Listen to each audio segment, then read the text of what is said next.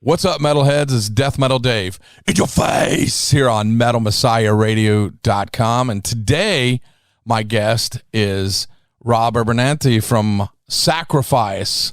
What's happening, Rob? Oh, not much. Just hanging out here in Toronto. Fuck yeah, man. It's a pleasure. I'm so happy to have you on with me. I've always stressed to everyone that Sacrifice was my first really extreme band that I went crazy over, I think, in Huntsville, Alabama, when I discovered Sacrifice. And awesome. Still into you guys, even though it's been a little while, but hell yeah, I'm looking forward because I think you got a new album coming up. Yeah, we just actually finished mixing it just like last week. Killer. So, yeah, everything's done. We got to get mastered, get the cover and all that crap together. But, yeah, hopefully you're going to be seeing it in the summer. Awesome, man. Well, I'd like to jump back in history and talk about how you got started into music and what inspired you. What sparked you into playing, if you could? Well, I think like when I was really young, I think with every guitar player our age, it's Ace. Ace Frehley. Okay. Like we all loved Kiss, and Ace Frehley, my bedroom was covered with Ace and stuff. And, that got me interested in guitar, I guess. But, I was lucky enough. I had older brothers and, I could go listen to the records or, go borrow some tapes out of my brother's car or something like that. So there's always Judas Priest and stuff like that around where I could, listen to. And I just started discovering bands on my own. I guess when Iron Maiden first came out, when I first saw Iron Maiden, I think it was there's some TV show in Canada here where they showed the women in uniform video. And I was like, this is it, man, and, I started getting into Maiden and getting, it's all Sabbath and Ozzy and Van Halen and all that stuff. But, once this new wave of British heavy metal started hitting, it was, it's hard for people to imagine now, but bands like Def Leppard even, were right. considered metal back then. And then you had Saxon and all these other Motorhead and whoever else. And, I think it was maybe Anvil and Accept.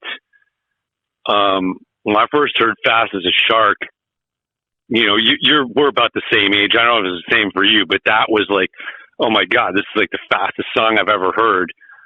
And, Anvil 666. Yeah. The bands like Exciter, things were getting heavier until Venom and then Metallica and Slayer came out. And, that's what our main inspiration was growing up. That was when I was starting to discover this stuff, was in the early 80s. Yeah. That's when I started getting into the shit. I was into I would say Cheap Trick and shit like that to begin with. Yep, me too. So, yeah. Hell yeah. And so how did you just decide you're going to play guitar, or how did that come about? Well, one of my older brothers, a couple of my older brothers had guitars laying around the house, and I'd pick them up once in a while and plunk around, but nothing really happened. And, Joe Rico from the band, he didn't live that far from me, and he was playing guitar too. We just, I'd learned some stuff off him. He was better than me back then for sure. And to this day also, but, high school? Yeah, we were probably just starting high school, maybe around that time. Gotcha. And, I took lessons for a little while, and, that was pretty weird because, I went in, my guitar teacher was like, do you want me to teach you how to play Mary Had a Little Lamb? Or if you want, you can bring in some songs. I'll figure them out. So I'm bringing him in Venom, like that. He's like, what's this, man? Hell yeah. But he would teach me pre-songs and stuff. And I got to, I got on my feet with playing guitar, and, we got the band together. Hell yeah. And shit, what was that? 84, 83? Yeah, probably 83-ish. You know, by 84, we'd started jamming by then. So you were in high school probably at the time. Oh, yeah. Full on. Did you play out at all while you're in high school? Yep. I remember our very first show. Like, there's actually a couple of teachers from my school came out to see us play. I don't think they really understood what they were going to see or whatever. But our first couple of shows, we were still in school, man. Killer, man. And how did you progress to? You completed the band. How did that happen? How did that come together? And the name, Sacrifice. Looking for a name. It was our name of our band pretty much came from the Venom song Sacrifice. We were like, yeah, it's, cool name for band. So we just took that and, Killer. We were just high school kids jamming, writing songs. And, we got together to jam. We'd play, an Exciter song or a Metallica song or whatever. But, our main focus is like, we want to write our own stuff and, record and all that stuff. So, fortunately enough, I mean, you got to think back then, this was very new music. Like, not too many people had heard of this stuff. Right. If you ran it, it was like back then, if you ran into someone that even knew who Metallica was, is like, your friends exactly. immediately. Yep. It's not like today. Instant bond.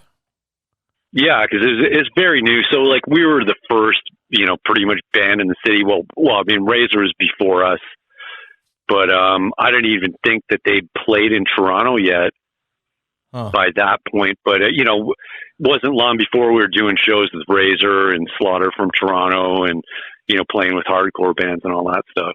Was it a big scene there at the time, and was it well accepted?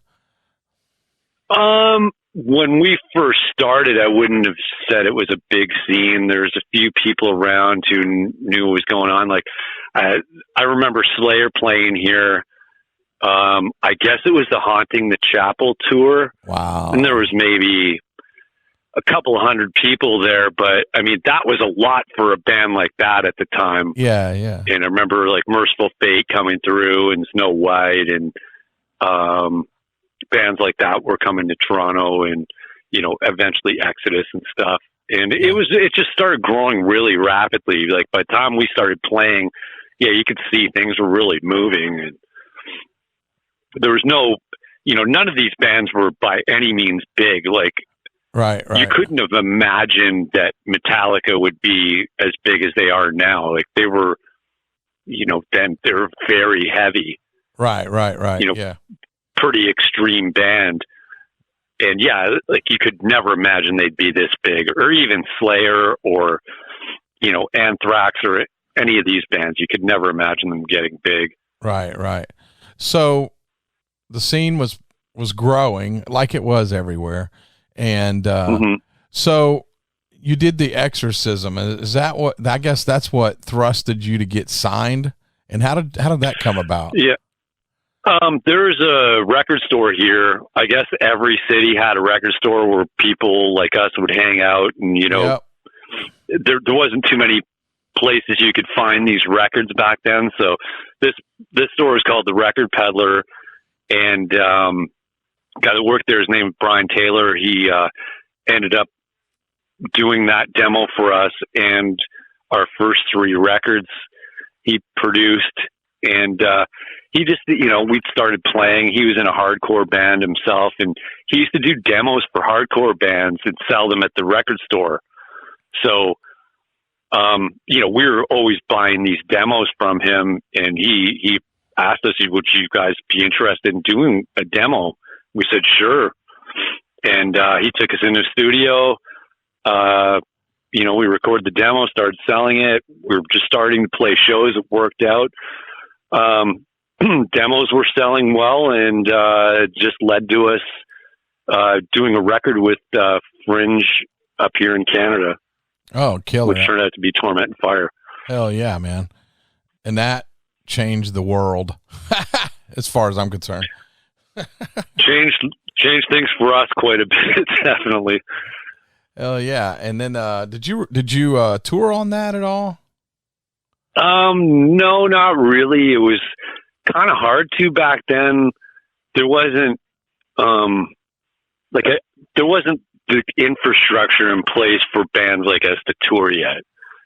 You know, there's very few bands touring then. I think there was like maybe Dark Angel, Possessed, and a couple other bands, but it was kind of difficult to get a tour booked. You know, we play mini tours, like, you know, we play a few shows here in Canada, or, you know, head south of the border and play a couple shows in like Buffalo, or, you know, maybe drive all the way down to Washington, or, you know, wherever, Chicago, Detroit. We used to play Detroit quite a bit. So it was that kind of thing. Gotcha. Hell yeah. And so I remember that you didn't sing early on. I'm not talking about Torment and Fire, but before. Yeah, you're correct. You didn't sing early on. And what inspired you to actually start doing vocals? To be honest with you, I think it was just we were at rehearsal one day and our singer wasn't there, and I just stepped up to the mic and started singing, and Joe and Scott were like, "Yeah, you should start singing." Next, so that's kind of how that happened. Our drummer at the time, he was good friends with the singer, and he wasn't into. He was kind of into having more of a regular type vocalist, and like rock, you know, what we were into. Like we were into going more into the Venom territory than he was, you know. Yeah, I gotcha. Yeah. So he left the band, and we ended up finding Gus, and, you know, everything was happy with us after that. That's the old saying, next man up. Yep. It's in all sports. So you got it. Then you were you guys you were out of high school by then, maybe by the time Torment and Fire came out, or not? Yeah, we'd probably just finished high school. We were still pretty young. I might have been 18 years old, I think, when we recorded that. Yeah, I would have graduated in 86. So yeah. Yeah, hard to think back, but it was sometimes like we had just got out of high school, I'm pretty sure. Yeah, I gotcha. And then so you had enough success, I guess, to go on to do Forward Determination, which is a fucking masterpiece to me. Thank you. Yeah, like, I guess when we did Torment and Fire, we were still kind of like learning our instruments. Like, people can obviously notice the early thrash bands, you know, weren't as polished as they are today. You know, because I think it was like, you know, bands like us and Possessed, and maybe like a few German bands or whatever. We weren't, you know, that proficient on our instruments, but, you know, we were fully committed to what we were doing. It was like raw.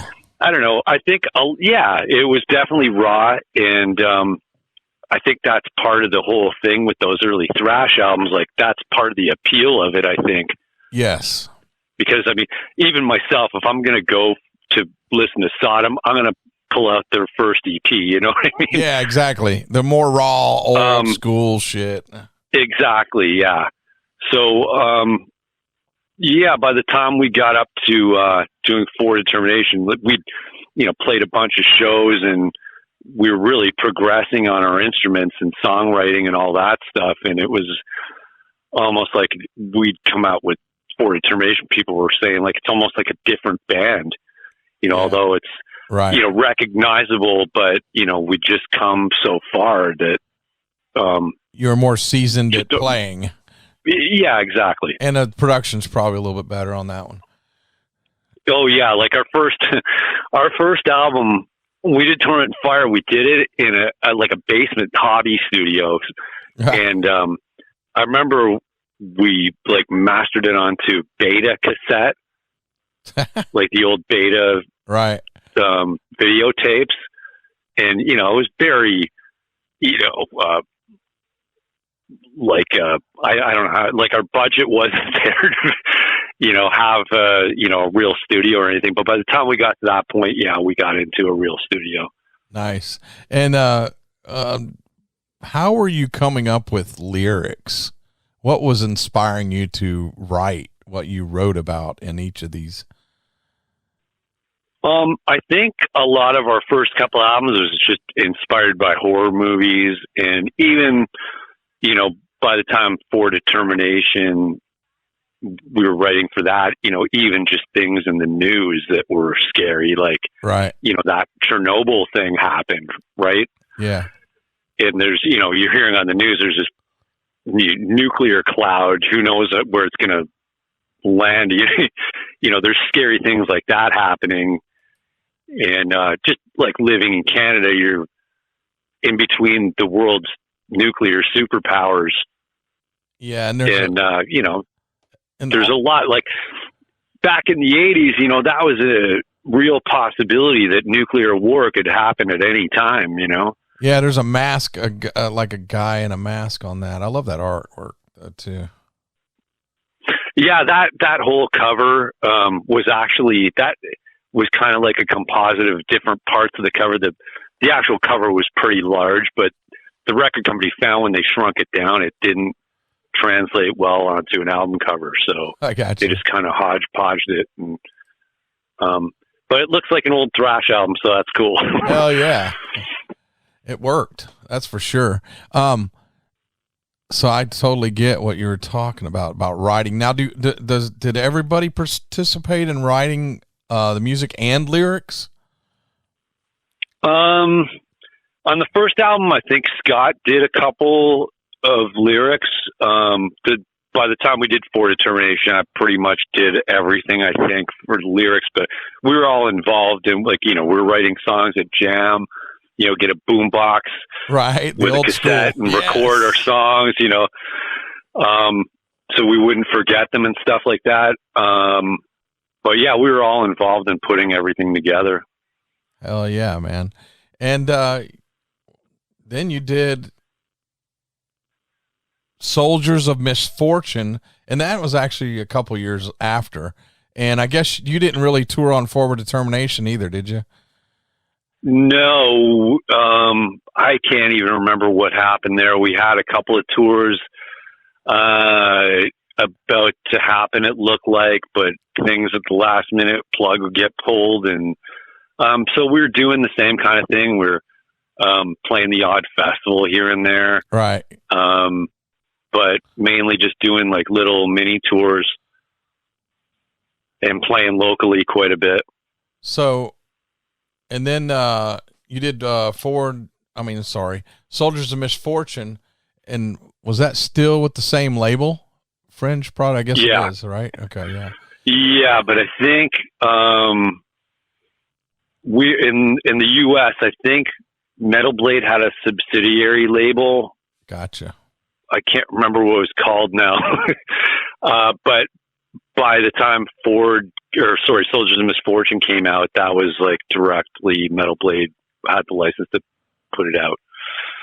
And then you did tour on that one. Yes. Yeah, we did a tour with Bolt Thrower. We toured Canada, did a tour with Bolt Thrower. And you toured Believer.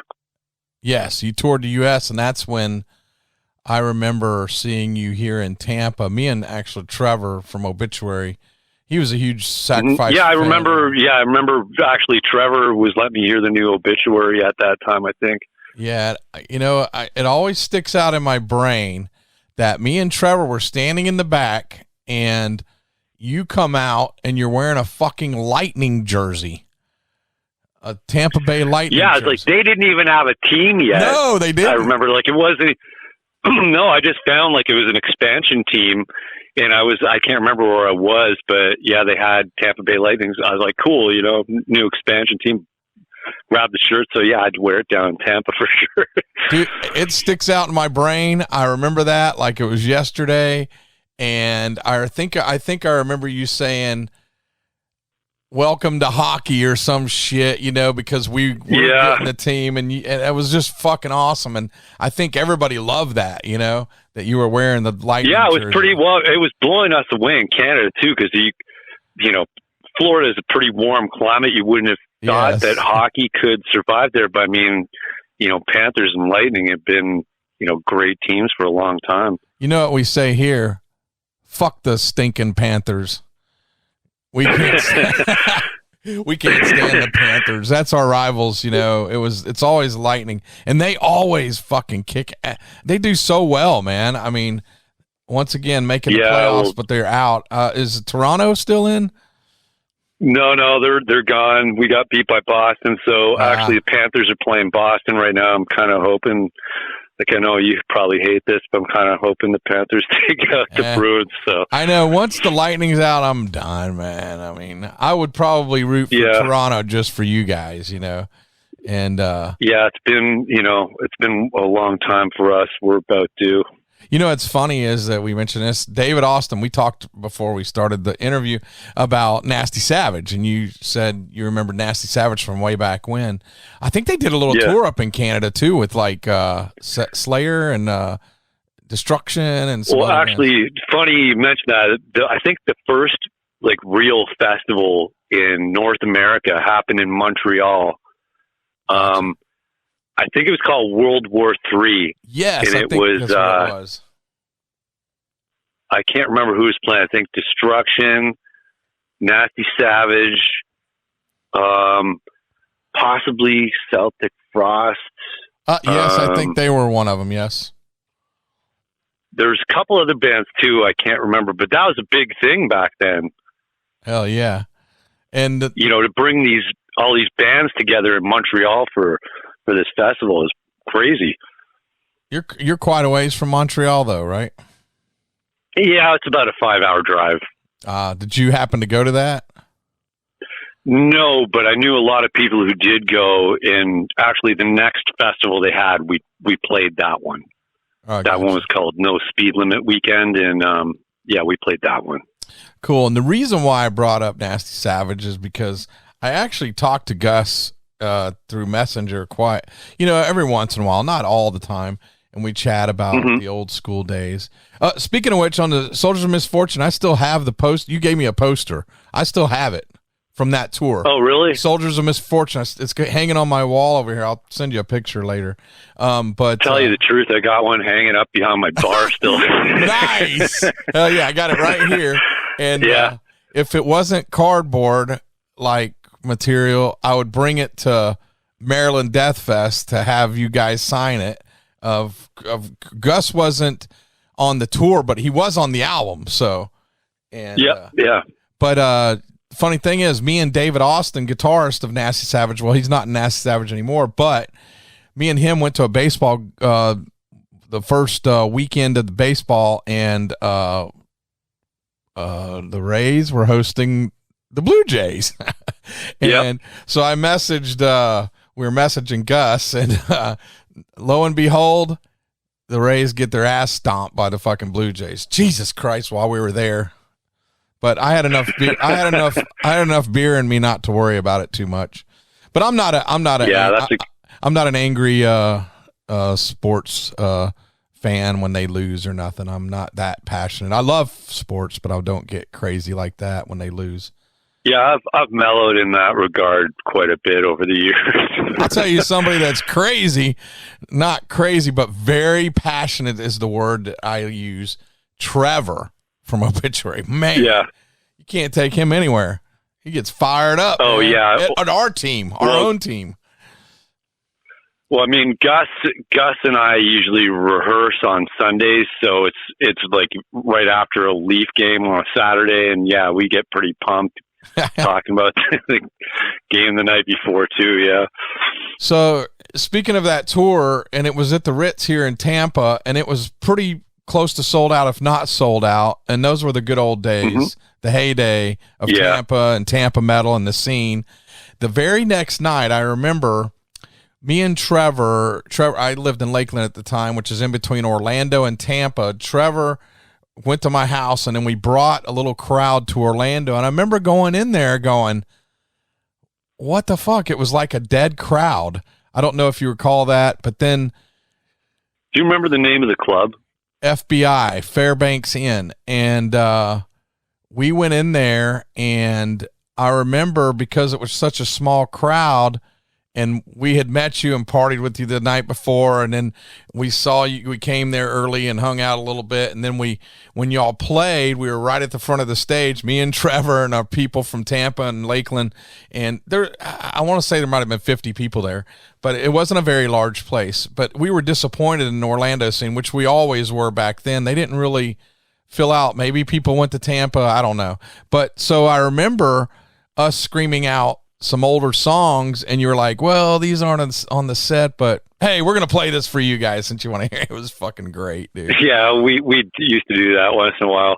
It was a blast. And that was the last time I seen you guys. So, wow. Yeah, there's a few shows like that on that tour. I remember, like, I remember playing one place in Texas. There's like maybe 20 people there. It was crazy. But then, there's obviously a lot of good shows too, but that was, I think, the only time Voltor toured the U.S., right? Yeah. I mean, dude, it was a big thing for us. I thought it was, and I love all three bands. I mean, I even had a Believer cassette. I mean, they were kind of a Christian. They were like a Christian based. Yeah. Song.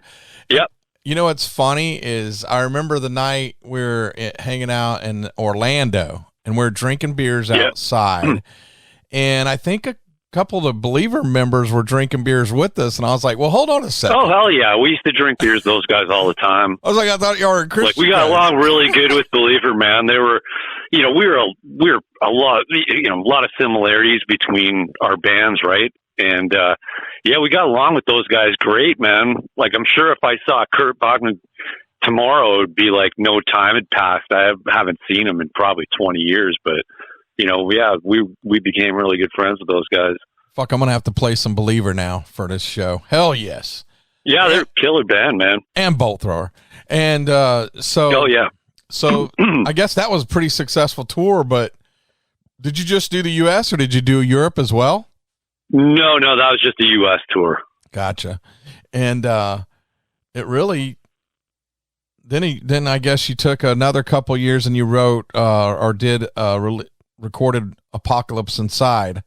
And once again, how you kind of progressed some on this. It seems like, not saying it was sloppy, but it seems like Soldiers of Misfortune was a little bit more cleaner. Maybe your musicianship was getting better and better. I don't know how to put it. I'm not. Yeah, that album, I guess if there's one album that we have in our discography that's sort of polarizing, I guess it's that one, even though, I wouldn't call it polarizing. I mean, our albums don't, if you're going to get a Sacrifice album, you know what you're going to get, right? Exactly, yeah. It just, maybe that one wasn't as fast as the other ones. Like that, I think Apocalypse Inside had a lot more mid-pace stuff on it, but, it's pretty good riff fest nonetheless. Yeah. That's what Sacrifice is. It's exactly, a riff fest. Riff for days, is a guy in the chat room says. Adrian from Ireland, a guy that's always in the chat room supporting. Hell yeah, and he's a huge. He's got the history down himself. But anyways, yeah, fuck yeah, riff for days, Adrian, and So you didn't record, you didn't tour on that one as well. No, we did actually. We toured that tour. We toured with Death and Gorefest. Huh? Maybe that did not come. I think our first show of that tour was in Tampa. What? I missed it somehow. Yeah, I remember it was at a theater. I can't remember what it was called now, but yeah, that was the first show of the tour. Oh, you know what? In Orlando, there's a place called the Beecham Theater, and that makes more sense because Death was from Orlando. Maybe that's where it was. I remember also playing Orlando. There's the Ritz Theater. That's right. Yeah, that sounds familiar. And Orlando, I remember the show in Orlando is in some really, people think of Orlando and there's like Disney World and stuff like that and tourist stuff, but we were playing in a part of Orlando that had nothing to do with that stuff. Yeah. It was a pretty rough area that, I didn't even know there's parts of that existed in Orlando like that. Yeah, it was probably the Visage. I think it was called like Space Fish or something. Huh. Club Space Fish, maybe. Wow, it could be. I can't remember for sure, but yeah, it was in a weird part of town, dude. Yeah, I didn't go to that one. For some reason, I didn't go to that. Huh, weird, crazy. Why did I miss it? I don't know. Kicking myself now. So the last time I saw you was in 91, I guess. And yeah, this was, I guess, 93. Yeah, gotcha. I think 92 or 93. Can't remember for sure. And so what made you guys take or break or split up after that? Well, I think, you know, when we'd done the Bull Thrower tour, we could see like thrash was starting to decline in popularity. You know, I think a lot of the bands were trying to chase Metallica. You know, there was a lot of success there, and bands were kind of, yeah, look, when thrash came out, it was like the most extreme form of metal by miles, right? Yeah. And I think somewhere along the way kind of lost that. And, you know, you had bands that were getting their video played on Headbangers Ball on MTV, like, you know, we did, you know, and bands were chasing that whole thing and just started to kind of like lighten up their sound a bit, I guess, or I don't know, doing ballads and that kind of thing. Yeah. And then at the same time, you know, this death metal scene was really coming up, you know. And I think people were just kind of gravitating towards that more. Gotcha. And then the almighty grunge came in. Yeah, but I think like for a band like us, I don't think grunge really hurt us. You know, I think it's just people were getting tired of thrash bands kind of watering their sound down. We're just getting more into death metal. Gotcha. And then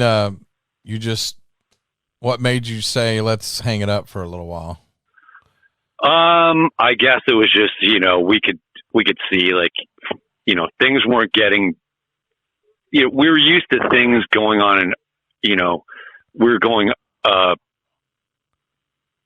on an upward trajectory, I guess. Gotcha. And we could see it wasn't doing that anymore. Gotcha. I understand. Especially locally, like you can tell, like your local shows, we weren't drawing as many people as we used to. And, yeah, we're just getting to the point where like, yeah, okay, like let's call it a day. I gotcha. And so what did you do with your time? Family, job? Yeah. Just family, you know, hung out tons with my daughter, you know, did regular stuff like go on vacations and things like that. And, yeah. It's still, you know, still jammed with people, you know, still like wrote a lot at home. Yeah, I was still involved in music quite a bit. Well, you did another band too, right? And yeah, did another band. It was kind of, wouldn't call it. It was thrashy, but I wouldn't say it was, you know, like traditional thrash. It was a little bit different. But yeah, that band was called Interzone. We just did a mini album. I think there's 6 or 7 songs on it. Yeah, I mean, it wasn't a big release or anything. I think we might have only done 1,000 copies of it. Oh, gotcha. It's pretty rare now, but yeah, I was playing live once in a while around town, and yeah, I just wasn't taking it too seriously. You know, just doing it for fun. Writing songs like to take serious, obviously, but as far as like taking it into a career situation, it wasn't something I was looking at. Right. You just wanted to hang out, play music, and have fun at it. Exactly. Just have fun with it. That's cool. Hell yeah. And so did you get into a career, like a solid career? Yeah. I mean, I have a job like anybody else, like we all do. Yeah. I'm a desk jockey. Yeah. when we got back together, it wasn't like we hadn't really thought, this is going to be our career now, music. Let's give up our benefits and, whatever else. And, we're just purely just, we miss doing it. And if we can play a couple of shows here and there, let's do it. So you got invited to a festival or something? Is that how you got back together? I think, it's a bunch of different things. Mainly, I think it was Marquee Records in Brazil. Armando from the label, we'd talk on the phone a lot. He wanted to re-release our first 3 albums. And, we became friends, talked a lot on the phone all the time. And, he had great ideas for what he wanted to do with our re-releases. And, he killed it. And around the same time, there's a local promoter here. He was, every time I'd see him, he'd say, when are you guys going to do a reunion show? And I'd be like, probably never. But, eventually when these, re-releases came out, we started thinking about it. And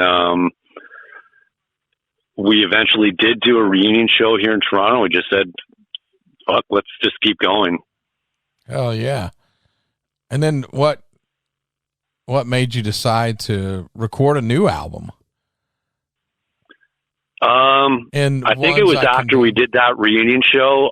We all got together and talked after the show, and I said, look, if you guys want to do an album, I've got some stuff written. We can get this tight and take it into a studio. And everyone said, yeah, let's do it. Hell yeah, man. The Ones I Condemn. I have that on vinyl picture disc. Like we talked earlier, I don't have the CD. Damn it. And I can't find it. Yeah, I probably do have some of those. Killer. And you know what else I picked up? The Live in Japan. And oh yeah. And it's so funny. I just went to Japan, to Tokyo.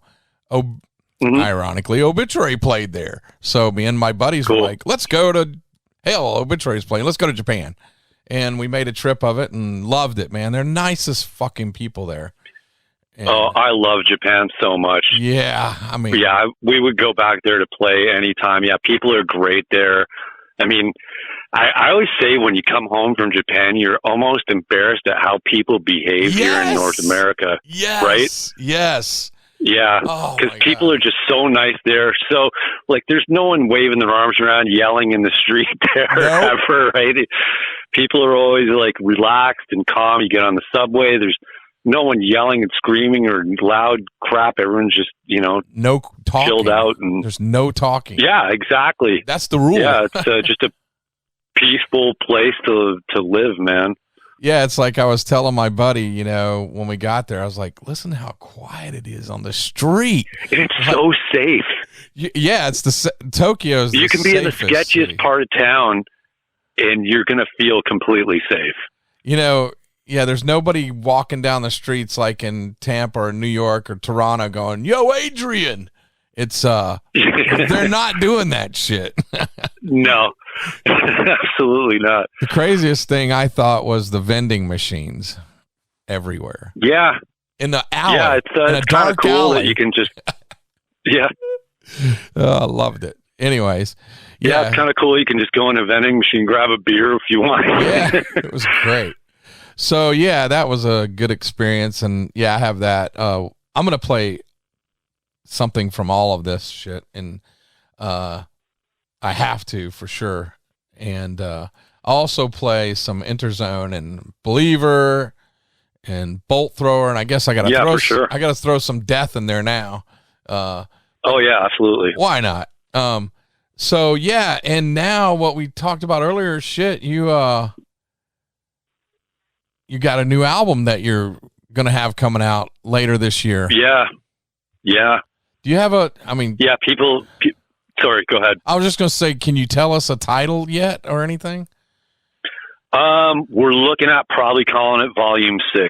Okay. Gotcha. Yeah, that's 90% going to be the title. It's funny. Obviously an homage to Black Sabbath. Hell yeah. Awesome. And I'm looking forward to that. And what label is that going to be on? It's going to be on Curse Blessings from gotcha. here in Toronto. And matter of fact, you can go get Sacrifice stuff from Curse Blessings, and actually you can find shirts somewhere else. I can't remember exactly. I got a Sacrifice shirt from someplace different. Maybe it was print on demand. I think Season of Mist had some Sacrifice shirts. Yes. Yeah. And Killer, I hope you have some merch up in Maryland Death Fest as well. Yeah, I'm pretty sure we will. Hell yeah. I have a question about World War V. I always, before I heard this song a while back, I was like calling it World War V, and then you threw me for a loop when you said World War V. I guess that was it was for like a reason. Well, it was. I kind of got the idea from the movie World War Z. Ah, gotcha. But COVID was happening at the time, so the V was as in virus, right? Ah, yeah, gotcha. Yeah. Gotcha. Hell yeah. Awesome. And you're playing Maryland Death Fest coming up. Yes, sir. I can't wait, man. It's gonna it's been a long time since we played live, to be honest. We're looking forward to it. And you do various festivals now and then around. Do you ever go to Europe and do any over there also? We, believe it or not, we've only played in Europe like one time. What? That was at a festival, and we're going back. We're doing a festival in Belgium this year. Nice. And that's in I think it's in August.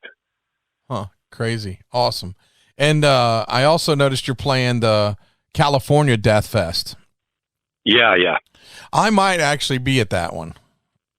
I'm considering that's Oakland. I think it's in October, right? Yes, October. Yeah. Mid-October, I think 12th and 13th or something like that. Right. And, matter of fact, I wasn't even going to go to Maryland Death Fest, and then last minute I go, Sacrifice is playing, I gotta fucking go, man.